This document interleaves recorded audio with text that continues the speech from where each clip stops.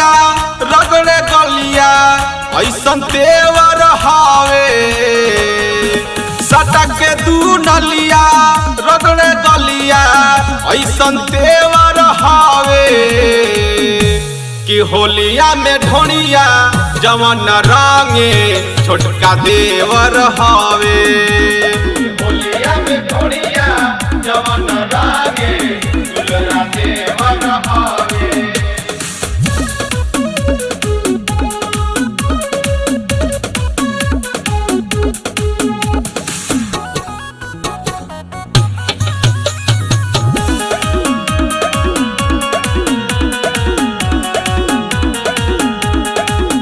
करे हरदम मान मानी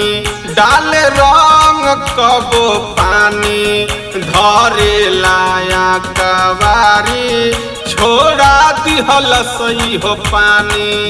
छोड़ा दिहल सही हो पानी। करे हरदम मान मानी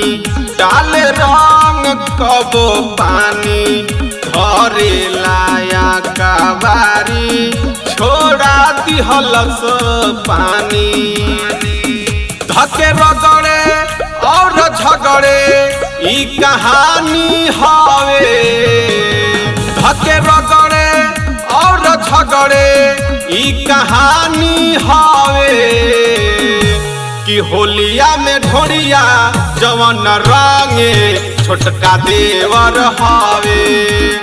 होलिया में ढोलिया जवन रंगे दुलरा देवर हवे।